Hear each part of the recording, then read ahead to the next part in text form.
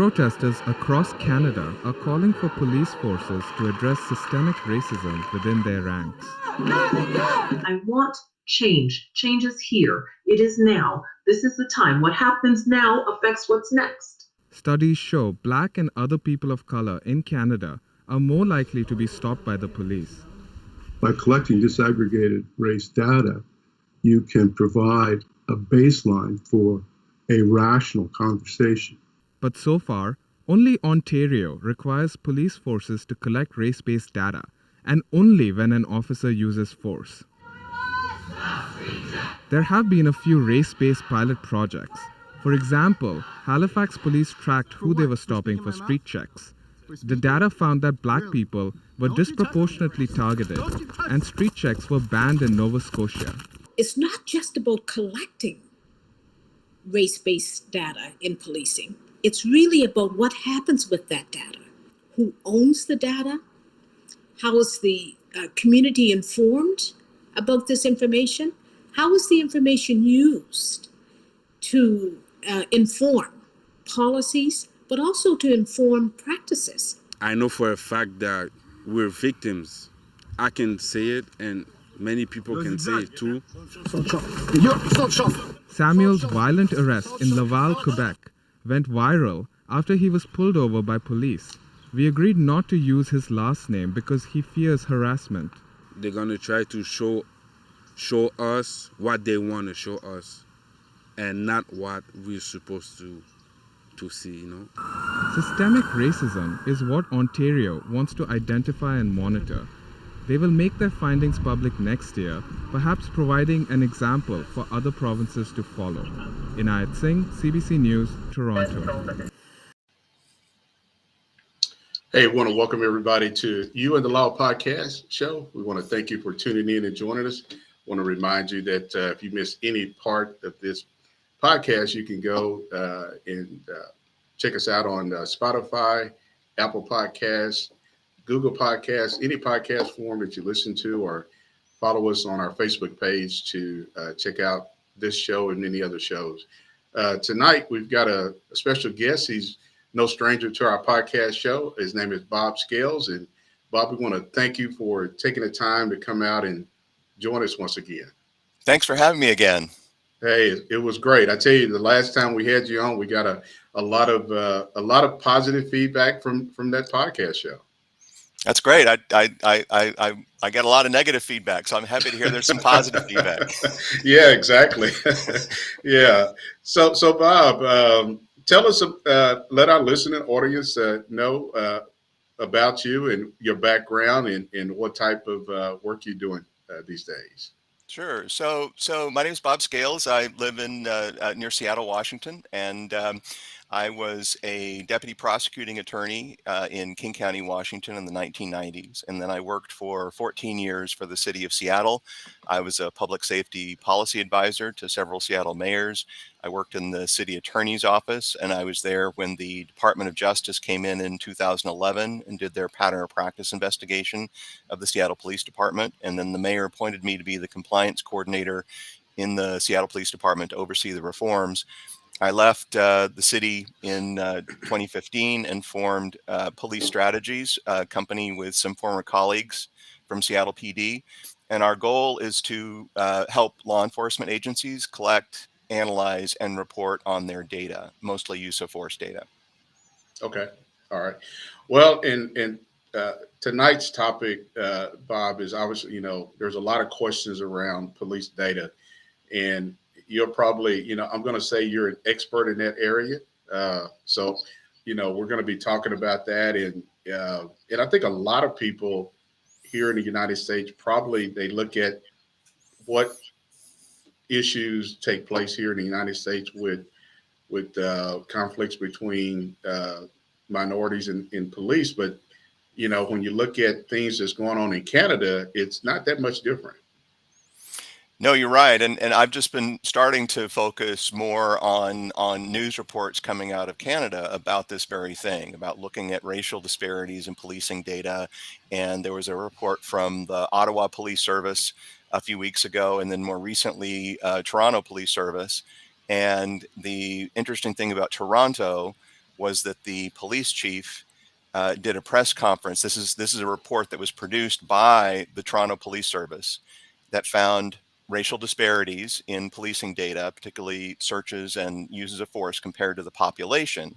Mhm. And the police chief did a press conference and said, this is proof that our officers are engaged in systemic discrimination against people of color in Toronto, and I apologize for our bad behavior.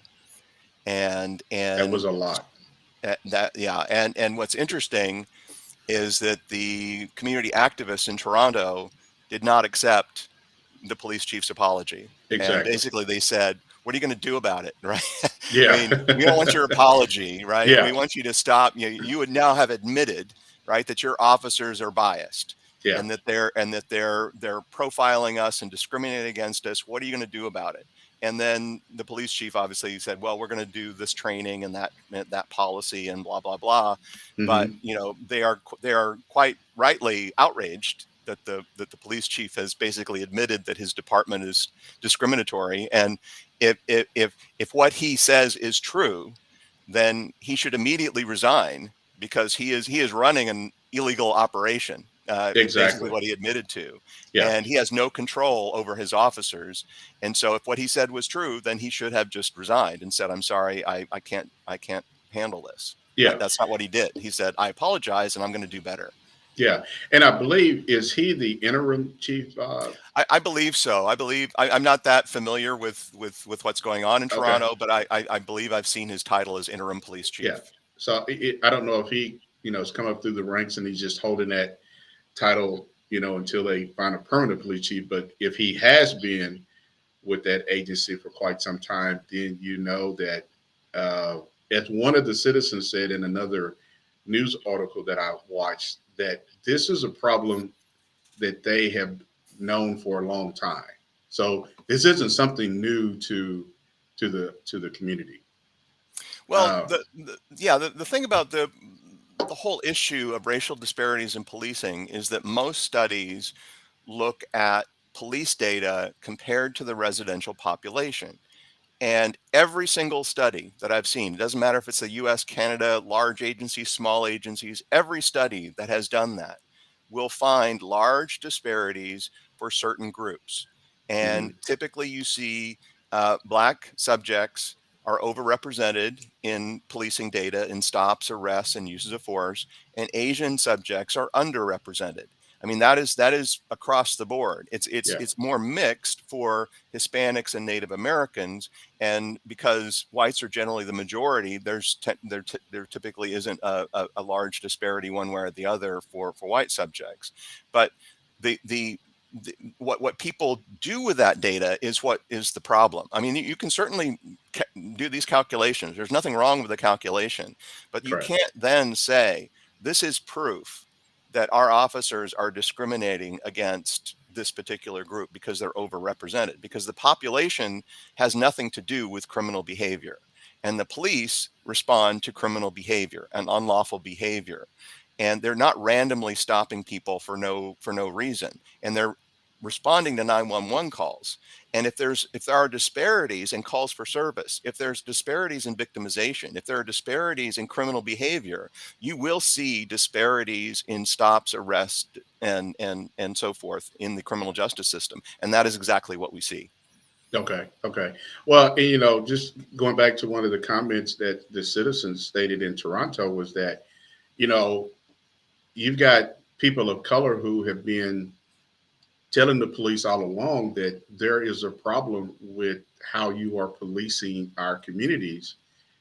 And I think the question that a lot of people are asking, why did it take the police to do something like this here? And I believe there was some type of legislation that may have been passed in Canada that required the police to start collecting this data some years ago. I don't know if I'm right about that, Bob, or not. I don't know if that's something that you've heard doing your research. Yeah, my understanding, I've just been reading a little bit about this. It's really interesting because apparently, at least Ontario has some legislation that requires law enforcement agencies to collect race data on the people that they interact with. But it sounds like there may be legislation that prevents the police from collecting race data on crime reports and crime victims. Okay. So you actually are creating a false narrative here because you're not looking at all the data, and you're only allowing the police to collect data on what they do and not what the community's doing. Right. And so it really sets them up for, because you can't, my understanding is you can't even find, like with in the United States, we have the National Incident-Based Reporting System, which is the new uniform crime reports that the FBI runs. And you can go into that system online. It's a fantastic database that the FBI runs. And you can look at any jurisdiction that's reporting into that system, and you can pull up demographics, age, race, and gender on crime victims and crime suspects and arrestees. So you can get the full picture of what's happening in these communities. Okay. So Bob, let's say somebody's going to ask this question. What if agencies are not reporting that data that shows what's going on in their communities, how they're interacting with minorities? Yeah, well, it's a big problem with NIBRS, because NIBRS is a new system. It's actually been around for several years, but this is the first year that they have basically turned off the Uniform Crime Report system and requiring all agencies to report into the new NIBRS system. And a lot of agencies aren't. So we don't have a full set of crime data for 2021 as we have in prior years. And so if an agency isn't reporting their crime data to NIBRS, there's no way that they can explain what's happening in their community. And then it's up to other people who collect the data to make those findings and conclusions for them. So it's critical for the police to collect, analyze, and report on this data, and every agency should be reporting into NIBRS. So are there, and I already know this answer, but are there advantages to the police collecting their own data versus somebody else collecting that data or trying to collect that data? Yeah, absolutely. Because if a police department doesn't collect and analyze and report on their own data, someone else will. Yeah. And that's what's happening with deadly force data. Is that there was no national repository for data on officer-involved shootings that resulted in a death. So the Washington Post started collecting their own data. And they created a database that is much better than what the data that the FBI has. And then other advocacy groups like Mapping Police Violence and Fatal Encounters, these are all sort of web-based sites and advocacy groups, and they do crowdsourcing and they collect data. And they've built a very good data set going back to about 2013 on officer-involved shooting tests. So it's about 1,100 incidents a year. So we have a situation now where these private advocacy groups and media outlets have better data on policing than the police themselves or the government. Yeah. And the problem is that they have their own agenda, right? They have their own way of analyzing and reporting on the data to make the police look as bad as possible. And they shape the narrative. They are shaping the narrative of policing in the United States based on their perspective. And the police are more or less powerless to do anything about it, even though it's their data and their information. But because they're not collecting it and analyzing and having qualified researchers look at the data, they're stuck having to defend, themselves against these bad analyses. And there's no quality control or anything else. I mean, we're just taking their word for it that they have all this information. Yeah. So it is a huge problem. Yeah. Well, and that was something I was going to bring up, Bob, is the fact that what a lot of police departments have traditionally not done is control their own narrative when it comes to that type of data. And I think it's really important to put this into the conversation is that if you're going to collect that data, you better make sure you've got somebody within your organization or somebody that knows how to analyze that data to put that data into perspective when you do release it to the public. Because if you release something and you've got these other organizations who have got pretty close to the same data, Bob, and now all of a sudden their numbers are different than what you have. So give this perception that you're not being honest with the data that you're releasing to the public. Yeah, exactly. I mean, and Toronto's a perfect example of this was their report, right? They produced Yeah, this report and they had yeah, no idea what they were doing. And they hired some outside, people to help them analyze the data who had an agenda. And they produced a report that basically ruined their reputation with the community. And I don't know how they're going to recover from that. But it's not enough just to collect the data, right? You have to bring in qualified researchers, academics, consultants, whatever, who know how to analyze, and how to use statistics, and how to debunk an unscientific analysis, and who have credibility, who not only will just say, I mean, it's not even about controlling the message. It's about presenting an accurate picture of what's actually happening and not allowing others to misuse your own data. So unless you have qualified researchers who themselves are unbiased and are just looking at the data, it's like, if I see something bad in the data, right, I'm gonna tell you what it is, right? I'm not gonna sugarcoat anything. But at the same time, if somebody else is misrepresenting your data, I'm gonna call that out as well. But unfortunately, there aren't that many sort of unbiased researchers who are out there yeah, who can do this. yeah, And I think we need more of a, we need some kind of sort of think tank that is, privately funded, apolitical, nonpartisan, just pure research for research sake, that can specialize in policing data, and bring in qualified researchers from all around the world, and really start to do a deep dive into this. Right now, there are a lot of criminal justice departments around the country, and some of them are better than others, and some of them are political, some of them aren't. But we need some credible source that people can go to and say, all right, I want to know what's actually happening here. Can you give me the straight answer? And right yeah, now, we just don't have anything like that. exactly.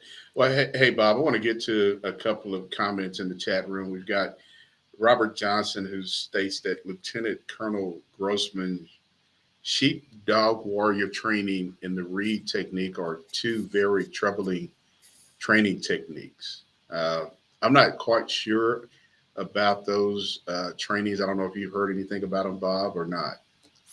I haven't, sort of, training is not my area of expertise. And I haven't heard of those particular training programs. I know that there is a sort of a philosophy, guardian versus warrior, philosophy that people argue about and everything. Yeah, And my feeling is that having, sort of looked at thousands of use of force incidents and watched lots of body cam footage and everything else, is that it and I've seen a lot of different, I mean, there's a gazillion different training programs that are out there. yeah, There's no one, magic bullet that's going to solve all the problems. There's no one training program that's just like, oh, this will make you perfect and everything else. And uses of force have to really be evaluated on a case-by-case basis. They're very fact-specific. And when an officer does make a mistake, whether it's intentional or unintentional, they need to be held accountable. And there needs to be a thorough review of every use of force incident. And when problems are found, the department needs to take corrective action. And that might be additional training. It might be a policy change. It might be additional supervision. But you're going to address this issue through supervision and accountability. And training and policies, yes, everybody's got them, but they're not going to ultimately change dramatically what's happening on the street. yeah. Well, Robert, that's a good question, and I'm gonna actually you copy and paste the link to it, so I'm gonna look into it after the show. We've got another comment from another viewer. Tony Hollis says, totally agree. What methodology is there used to collect and analyze data?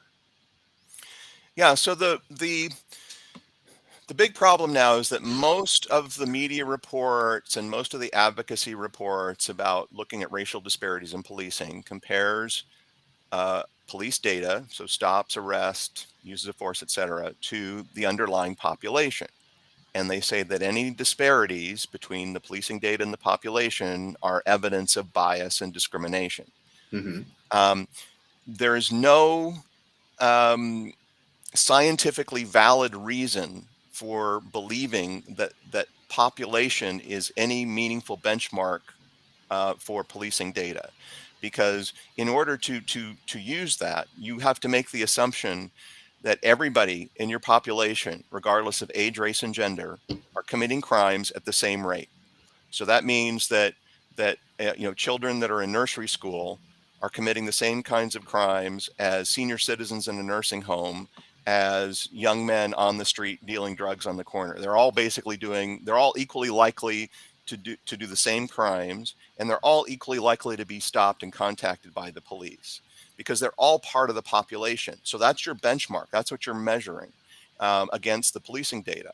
And there's just no way. There's no way that, and we know from the data that males are much more likely than females to be arrested by the police. Hmm. Individuals between 18 and 29 are more likely than juveniles and senior citizens to be arrested by the police. And certain racial groups are more likely to be arrested by the police than other racial groups. That has nothing to do with the population. I mean, because the population does not commit crimes at the same rate, and they're Exactly. not equally likely to be stopped by the police.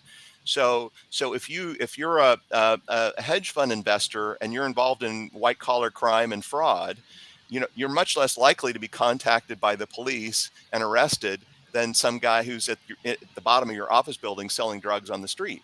I mean, Yeah. that's the person who's going to likely be contacted because that's the one that people are going to see and call the police on. So we Exactly. have to look at, the best benchmarks are what's coming to the police. What are the police, what are they hearing from the community? And so you need to look at 911 calls. You need to look at what is the community is asking for services from the police. Where are they asking? Why are they asking for it? Is it for violent assaults? Is it for drugs?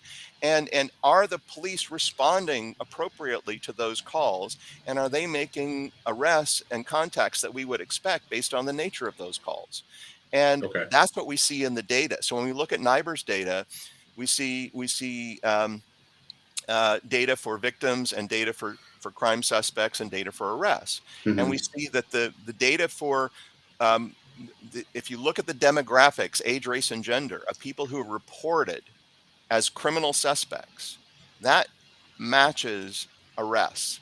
So the demographics of arrests match the demographics of reported crime suspects. That is what we would expect to see if the police were doing their job in an unbiased manner. Okay. They're simply responding to crime and they're taking law enforcement action when appropriate. And that's what the data shows. But that's not what you get when you look at the population, because Yeah. not everybody's doing the crime at the same rate. Exactly. Yeah. Well, hey, we got another comment from Robert Johnson again. He states, says data analysis is important, but the gathering of the data needs to be objective, which is correct. Gathering both the community reporting and the PD reporting differs, or also might be due to the disparities in police reporting on their own behavior. Yeah, I mean, there's certainly, when we look at, because the police can do two things, right? They can respond to a 911 call, a reported crime, and take law enforcement action, or they can initiate law enforcement action themselves.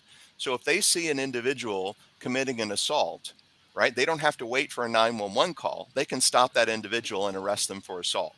So the police can take proactive or make an officer initiated stop or an on view, or they can respond to a 911 call. And when we look at the demographics of people that are arrested after a 911 call versus people that are arrested after an officer on view, there's very little difference.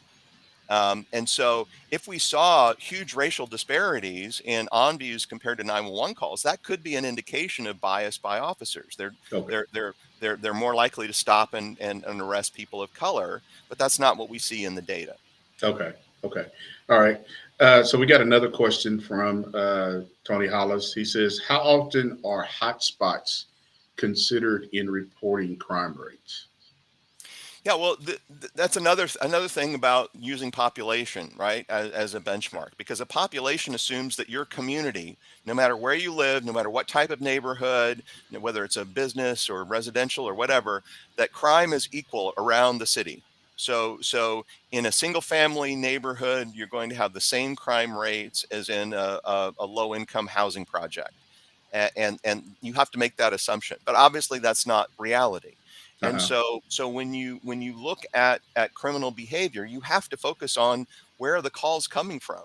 And in every urban area, your hot spot is going to be in your downtown urban core, where you have a lot of activity, a lot of social services, a lot of businesses, and that is just in every jurisdiction. You're going to see more calls, more arrests, more stops in your downtown core, and you're going to see the fewest amount of calls and stops and arrests in single family neighborhoods. I mean, it's just the way it is. And Yeah. so you have to take that geography into consideration when you're looking at it, because your population by age, race, and gender is not uniformly spread throughout the city.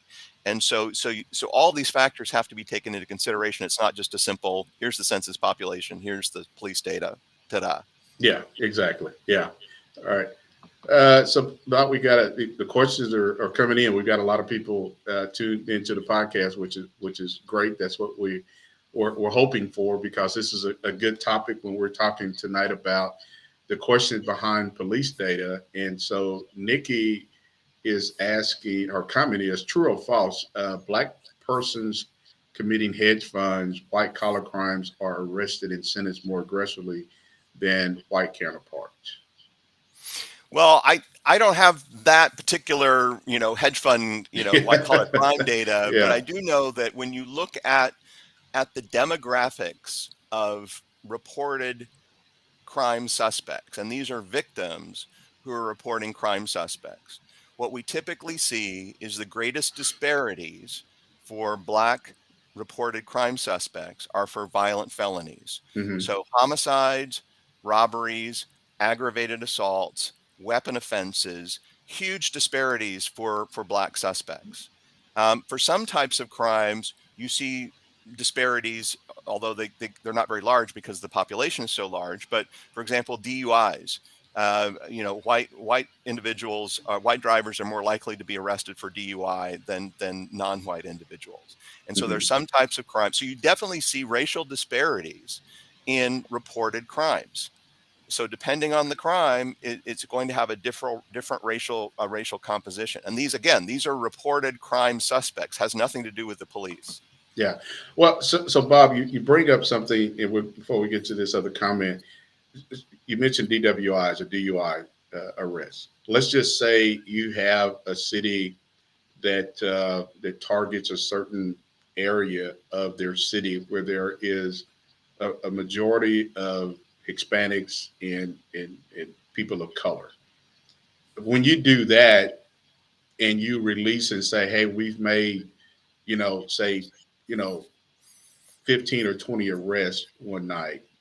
Uh, Now you do the same thing on the opposite side of your city, where the demographics are more upper middle class, and say you only get, say, maybe 5 DUI arrests. Mhm. How does, and when citizens look at that, what what are they looking at when that data is shared? Yeah, I mean, you definitely have to examine police, deployment, and especially things like proactive units, drug enforcement, gang enforcement, that kind of thing, because how the police deploy their resources will determine the racial composition of their arrestees. And just to give you a quick example for Seattle. In Seattle, we had two major open air drug markets. One was in Belltown, and it was predominantly crack. And the other was in Capitol Hill and was predominantly heroin. And when we looked at the demographics of the individuals, most of the dealers and users in the crack market were Black. Most of the dealers and users in the heroin market were white. When we look at calls for service, 80% of all calls about drug dealing in Seattle came from Belltown. only about 10% came from Capitol Hill. So a lot of people were complaining about the crack market, but not many people were complaining about the About heroin the, market. The wow. police knew that both markets were there, right? But Yeah. they had to make a choice. We have a limited number of drug resources. Are we going to deploy them in the heroin market, which is not getting a lot of complaints, and it's really difficult to, because heroin dealers tend to only sell to people they know, whereas Hmm. crack dealers tend to sell to anybody. So it's Yeah. harder to do the buy bust operations in a heroin market. So the police made a conscious decision to focus on the crack market, and as a result, huge racial disparity. 75% Yeah. of the arrests for drug dealers were black, even though Okay. they only make up about 6% of the population. So some of the community activists were saying, "Oh, you're just targeting these markets, because they're black sellers." And the police were saying, "No, we're targeting these markets because that's where 80% of our calls are coming from. Also, we have a lot of associated crime in these drug areas with these same individuals, and so we're making a conscious decision to focus our resources, and is having a racially disparate impact, but there's a reason for that." Yeah. And so it's not because we're just trying to arrest more black drug dealers. It's because the public safety concerns are greater in this area than in the heroin market. Yeah. Okay. So we got another question from Charles Neal, who says, "Do you believe laws like Terry stops affect more racial groups in the inner cities or the greater areas?" Yeah, it depends. Terry stops. So if you don't have probable cause to believe somebody has committed a crime, but you have a reasonable suspicion, so it's a lower standard than probable cause, then an officer has the lawful authority to stop and detain that person briefly to determine if they're involved in criminal behavior. So certainly, the more discretion an officer has to do something, the greater the chance of racial bias coming into play in their decision making process. So I have no doubt that I'm not saying that some police officers are not biased or even racist. I mean, I'm sure that there are plenty of problems in law enforcement that need to be addressed. Yeah. And so what I am arguing is that the data does not show that this is a widespread problem that every officer is engaged in, and that we need to focus more on individual incidents and individual officer behavior to find the problem, and not just sort of blanket, all officers are racist or biased for using the data. That is basically my argument. So yes, I would agree that there are abuses and that Terry stops, can be used in a biased manner, but that has to be evaluated on an individual case by case basis. Okay.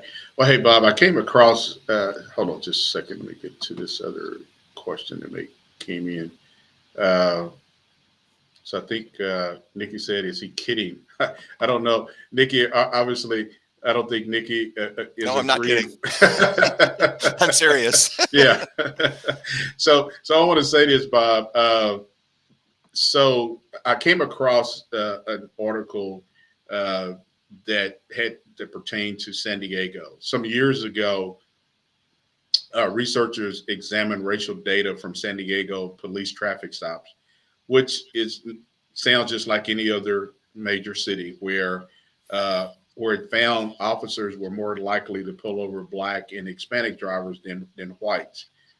Then it says then they ran into some problems because it said too many officers had ignored the department's policy for gathering racial information on their traffic stops, an issue that only has gotten worse since that article came out.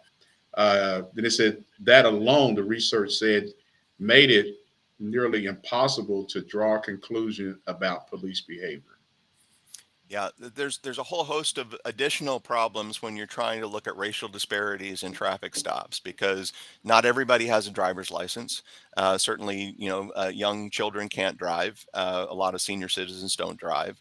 The police cannot randomly stop people for driving offenses. They have to have a reason. There has to be a violation of the traffic code or some other legitimate lawful purpose for stopping a vehicle. There I'm not aware of any state that collects the person's race on their driver's license. And so there is no official record of Mhm. someone's race. Yeah. So when an officer stops a driver, if they are required by their department or by law to record the race of the driver, that's their own guess as to Yeah. what the race is. And so a lot of officers aren't willing to guess, or they may forget, or they may, err on the side of, well, I'm not sure, so I'm going to put down unknown or white or something else. So all of these traffic stop studies about the perceived race of the driver, I mean, they're all sort of, bogus, because Yeah. there's no way to determine what the actual race of the driver was. Is that based on their own, like self-reported, how they report on the census?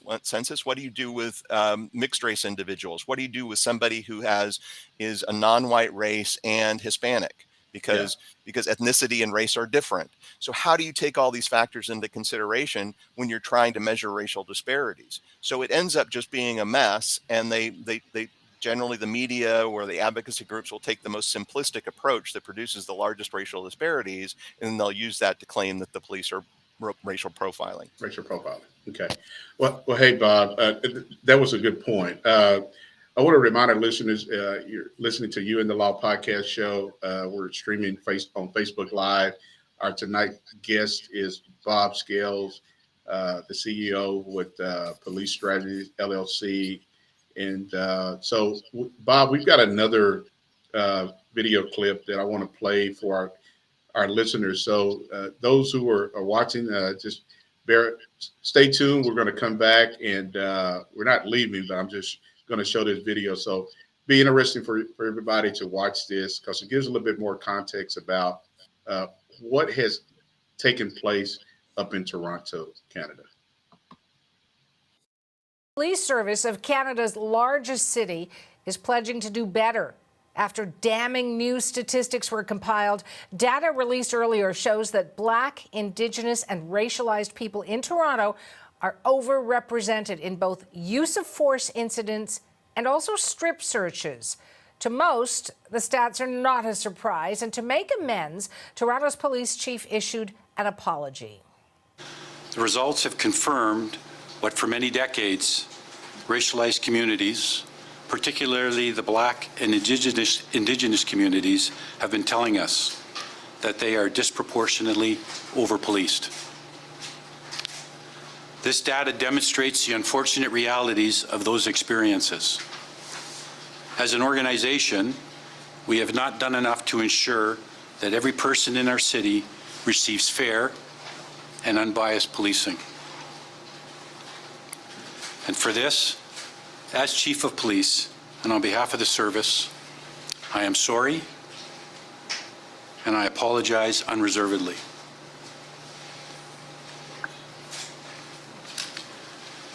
The release of this data will cause pain for many. Your concerns have deep roots that go beyond the release of today's report. We must improve, and we will do better. CBC's Megan Fitzpatrick is on the story live from Toronto. The statistics the police chief was talking about, what do the numbers show, Megan? Yeah, just in terms of a bit of background, Suhana, police services in Ontario were mandated by the provincial government back in 2019 to start collecting race-based data for use of force. And so that's partly what prompted this study by the Toronto Police, who then started collecting this data for use of force incidents, but they went a bit beyond that and also collected data on strip searches. And so some of the key findings that are coming out of this report being released this morning include that Black people here in Toronto are 2.2 times more likely to have an interaction with police officers and are 1.6 times more likely to have force used on them during that interaction. And the findings also showing when force is used, Black people are overrepresented in higher types of force being used, another key finding from this report. Now, as you heard in that clip there, Interim Chief James Raymer is saying that these findings in this report do confirm what racialized communities, particularly Black Black and Indigenous communities here in Toronto have been saying for years and years. And that is in part why he has apologized. He acknowledged that the Toronto Police Service, he said, has not done enough to ensure equitable policing in this city. But he also said that he knows sometimes apologies are not sufficient and that they need to go along with some change and some action. And he promised that the Toronto Police Service is taking action to address systemic racism. Now, we are, of course, Suhana, tracking reaction to this apology, and we'll be doing so throughout the day today here at CBC News. There was a moment during that news conference with Toronto Police where a woman spoke directly to the interim police chief, saying the apology was not accepted by people in the Black community and was saying that it was not asked for. So we will be, again, tracking reaction to this apology, but the chief repeatedly saying that the Toronto Police Service is committed to real, meaningful change, and that these new statistics, this new report is part of that reform and helping to lay the groundwork for change going forward. And what do those words mean? I mean, what are police vowing to do to address the problems? Well, a couple of different things. I mean, there are some new, they're calling them action items flowing out of this report, 38 of them, 38 recommendations tied to this report, but there have been past reports too on this kind of thing and recommendations coming out of those reports, and the Toronto Police saying they are, work is already underway to enact those recommendations. They're promising to enact these ones. They're promising to track their progress on these 38 action items as well. Here's a bit more of what Interim Chief James Raymer said about that.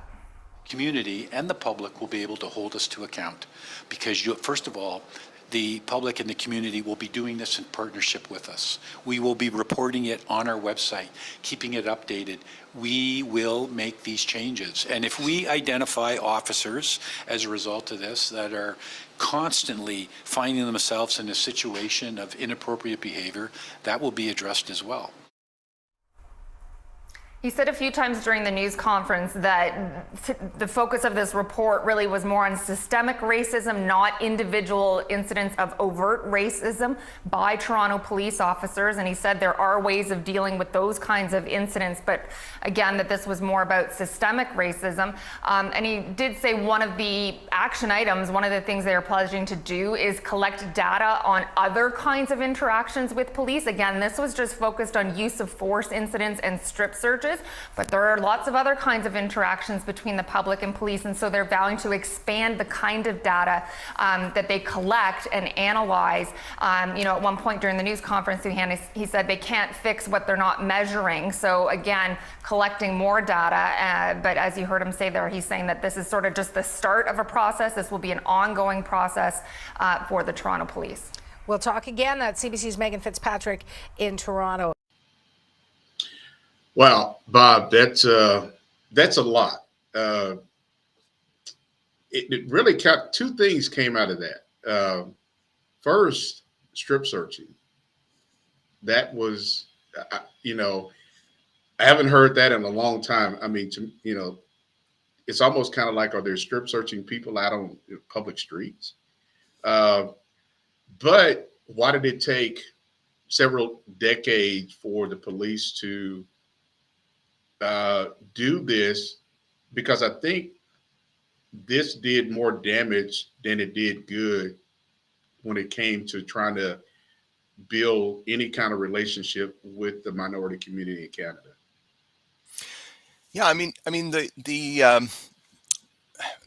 as I said before, there are a lot of problems in policing, apparently in both the U.S. and in Canada, and there are a lot of things that need to be fixed and corrected. And what I'm trying to do with the work that we do with law enforcement agencies is that let's focus on the real problems, and let's not be distracted by things that people are claiming but there's no evidence for, and let's try to use data and information to help educate the community and build bridges between the police and the community. Rather than to use data to, like what happened in Toronto is they use their report and their data to essentially, drive a wedge between the community and the police. So if there have been, significant problems with strip searches or whatever else in Toronto, then absolutely they should be taking action to correct those problems. But the data, the racial disparity data, is not an indication of anything. And yet they're claiming that it's systemic, that every officer in the department is engaged in some kind of bad practice. The other thing, I just noticed one of the comments from Nikki that I wanted to respond to, because I actually really enjoy, I post a lot on LinkedIn, and I have a lot of discussions with people that agree with me, and that's great. But I really like to engage with people that don't agree with me, because it helps me with my arguments, and also hopefully I can maybe they'll convince me of something, or maybe I'll convince them of something. But one of the things that Nikki said was that officers stop black and brown motorists all the time without cause, reason, or true suspicion. So that is obviously Nikki's opinion. And what I would ask Nikki is, what evidence do you have that officers stop black and brown motorists all the time without any cause? And because I'm all about data and evidence. And so I understand that many people believe what Nikki said is true. And a lot of the advocates will say, well, these disparity reports prove that statement is true. But I've not seen any evidence that shows that. Now, if an officer does stop, regardless of the color of their skin, if an officer does stop someone without cause, then that officer should be held accountable, and that person who was stopped should complain, and either file a complaint or file a lawsuit and take action against that unlawful detention. And I just want to talk about one case that I recently heard about in Louisville that is, for me, one of the most egregious things I've ever seen in policing. And it was two detectives who were on undercover, so they were in uniform, but they were driving unmarked car. And they would get slushies, and then they would drive around to these low-income areas and where there are lots of homeless people, and they would drive by a homeless person, and they would make some derogatory comment and then throw the slushie on them and then drive off. Wow. And sometimes they would have a marked patrol car behind them that would videotape it. And sometimes they would videotape it themselves. And then they would take the videotapes back to the precinct and they would show it to other officers. Wow. Now, these two detectives were just convicted in federal court of civil rights violations, and they'll probably be going to prison for more than 10 years. Now, for me, I mean, this has nothing to do with race or bias or anything else. This is pure, just abuse of authority. These officers should never be policed, no matter who they're throwing the slushies on, right? They're using their authority to essentially commit crimes with impunity. And not only that, but they bragged about it. I mean, this is a huge problem for Louisville. They're under investigation now by the DOJ for a pattern of practice investigation. To me, this says that Louisville has some very significant problems, because these officers not only, were doing this with impunity, but they were bragging about it. And it must have been widespread knowledge in the department, at least in that precinct, that what they were doing. And it wasn't until somebody complained to the DOJ that they were caught. So nobody notified the chief that this was going on.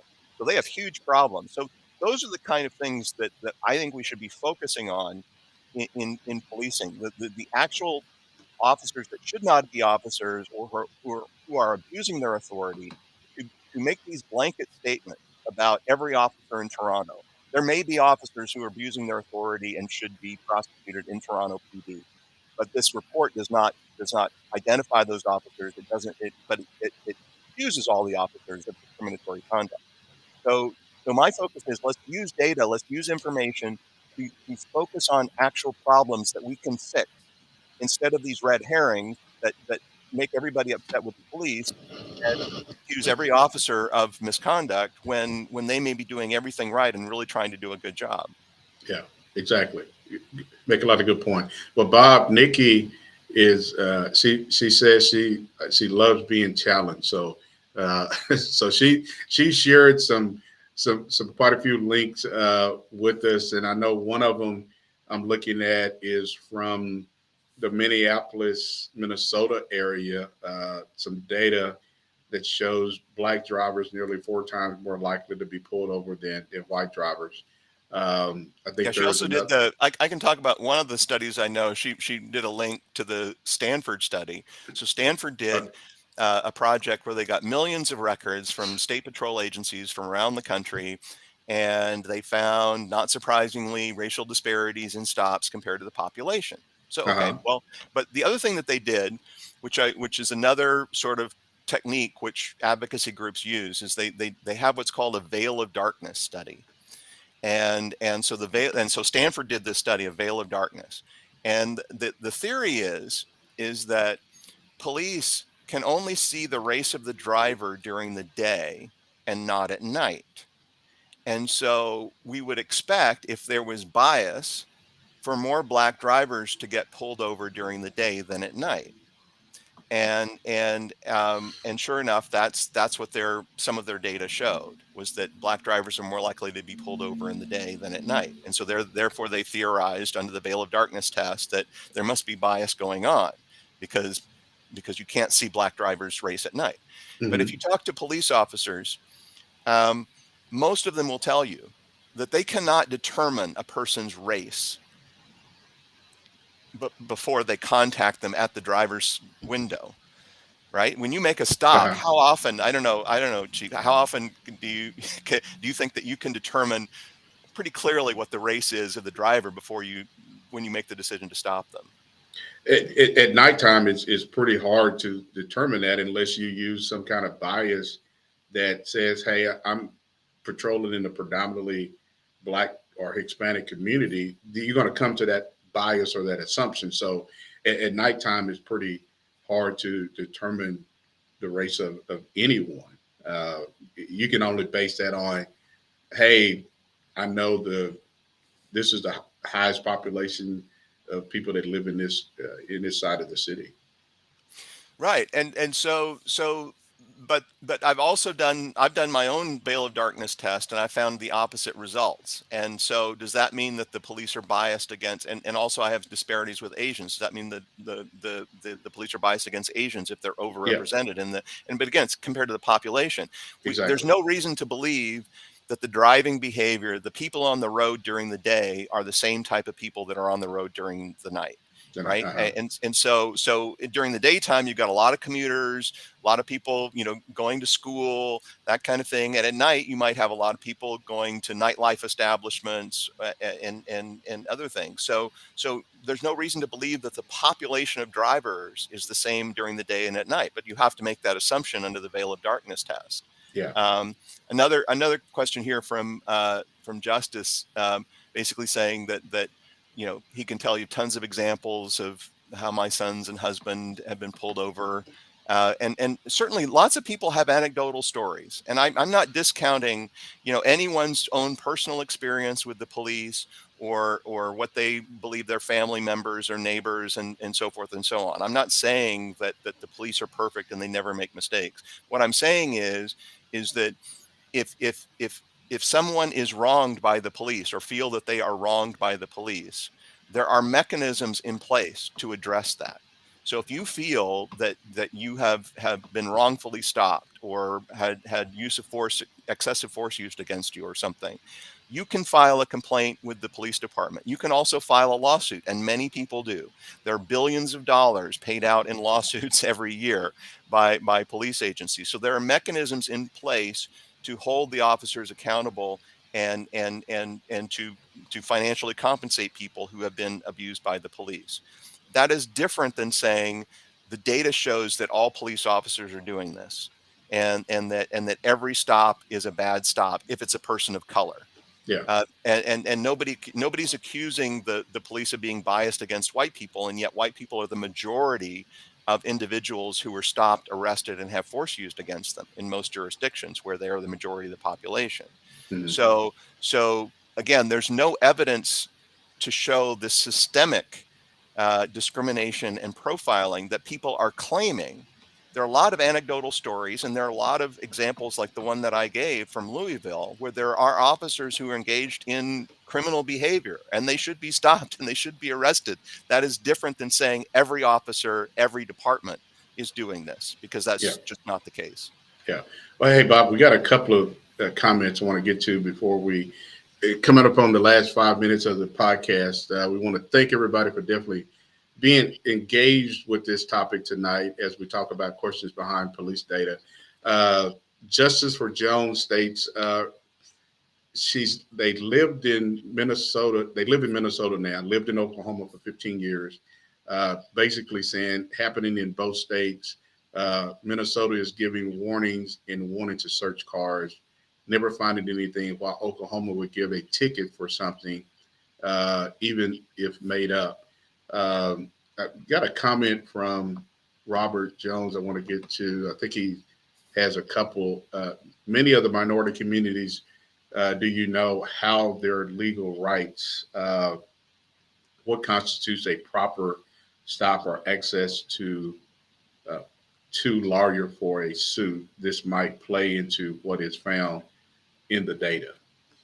Yeah, well, there are a lot of different groups that help people understand their rights. I mean, the ACLU probably being the largest and most prominent one, and the ACLU has an app that you can download that basically will explain your rights during a stop or something like that. And you can also upload a video. If you take a video of the incident, you can upload the video. And it's extremely important for people to understand their rights when dealing with the police. It's also important for people to understand what they cannot do with the police officer. Many people believe that they don't have to comply with an officer's order if they don't agree with it. That's not the case. And that's why a lot of people get into trouble, because they think that they know that they have rights that they don't have. And so if an officer has a lawful reason for detaining you, then you have to comply. And if you do not comply, then the officer can use a reasonable amount of force to get you to comply. And so it's important to understand what your rights are. It's also important to understand what the officer's authority is over you in a given situation.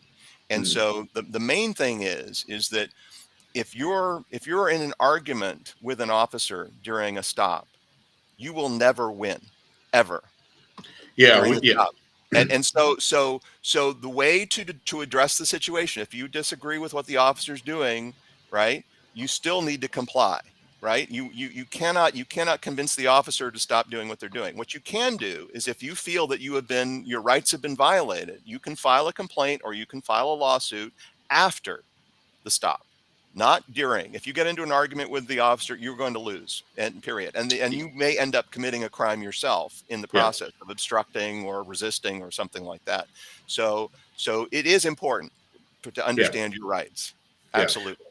Well, and Bob, we've said that on this podcast many of times that, you're not going to win on the side of a city street or side of a highway. That's just not going to happen. Two things can come out of that. You're going to go to jail, or you may find yourself seriously injured, or it may result in a death, which are things that should not happen behind just a traffic stop. I want to get to Brandon's comment. He's listening to us on LinkedIn. He says, does a disproportionate number of Blacks represent in prison suggest that there is a systematic problem? Yeah, I mean, there are racial disparities throughout the criminal justice system, starting with stops and arrests, going on with prosecutions, going on with sentencing and prison and jail populations. There are racial disparities with the population, no question, in throughout the country. The question isn't, do the racial disparities exist? They do. The question is why. Why do these racial disparities exist? Is it because of differences in criminal behavior, or is it a result of biased police, prosecutors, judges, probation officers, et cetera? So the data suggests that it is the long institutional and systemic racism in this country that has created an environment for people of color that make it more difficult for them to live in our society, and therefore are these disadvantaged groups that are more likely to engage in criminal behavior and violate the law and come into contact with the police than rich, privileged individuals that don't have a problem and they don't need to commit a shoplift in order to, feed their child. Yeah. And so there are problems with institutional and systemic racism in this country, absolutely, and those are there are downstream effects of that in the criminal justice system, and there's also no question that I'm sure there are biased individuals in the criminal justice system that are doing things they shouldn't do, and they should be found and held accountable for that. But there's no evidence that the individuals in the criminal justice system, the police, the prosecutors, the judges, et cetera, are the ones that are driving and causing the racial disparities. There's no evidence for that whatsoever. Yeah. Hey, Bob, we're coming up to the last few minutes of the podcast. I want to read this last comment, and I want to thank everybody for definitely tuning in, because this has been an engaging topic with everybody tonight. And Robert Jones says, how does the historical data, like the history of the relationship between police departments, the mob, organized crime, pay for protection, play into the data and analysis? I am speaking specifically on the history of Mayor Amos with the Minneapolis PD from the early 1900s and the mob influence that was around until the 1980s in Minneapolis. It is not to judge them inappropriately, but if cultures within the departments that have had historical problems are not addressed continually. Then we got another comment from Mark Hayes, reply to Nikki Reeves. That is exactly right, in my opinion. Well, hey, Bob, I want to, we got to kind of cut it short. Bob, I know your time is very valuable. And as you can see, a lot of people have engaged with us tonight. So I think this is something that we're going to have to kind of hopefully get you to come back on at some point later in the year to talk about this once again, because as you see, a lot of people have a lot of opinions about this topic. No, I would love to. I mean, I never tire about talking about this, because I think it is very important, and there's a lot of debate and discussion about this issue, and the impacts are significant on our criminal justice system and in public safety in general. And I think it's important to have, a data-driven, evidence-based discussion about these issues. And exactly. and I'm all for. I used to be a prosecutor, right? I'm all for holding people accountable when they engage in misconduct or crimes. I mean, I'm all about that. And what I'm also about is not unfairly, accusing, or I would never prosecute an individual unless I had, could prove my case beyond a reasonable doubt. I mean, that would just be beyond my comprehension. And so similarly, I don't want to be in a position of using data to wrongfully accuse someone or some department of misconduct when there's no evidence that occurred. So I love to have these discussions. I love all the comments, and I appreciate, I'm sorry we didn't get to all of them, but hopefully at some point we'll be able to have further discussions. Yeah, exactly. Well, Nikki, Brandon, everybody else, we definitely thank you guys. And Nikki says it's a very good podcast, excellent, and she liked it. So Bob, again, sir, it's been a pleasure having you back on, and I'll be reaching out to you again. I know your time is very valuable, so hopefully somewhere down the road we can connect again and get you to come back on and talk with our listeners about more police data. Great. Well, thanks again. I really enjoyed it. Okay. And I want to remind everybody, if you missed any parts of this podcast, definitely it'll be uploaded to our Spotify, Anchor, Google Podcasts, Apple Podcasts. So definitely check it out and follow us on Facebook. And also remind you, we do have a YouTube channel. So you can also find this podcast on the You and the Law podcast show YouTube channel. Thank you, Bob, and we'll see you next time. Okay. Bye-bye. Bye-bye.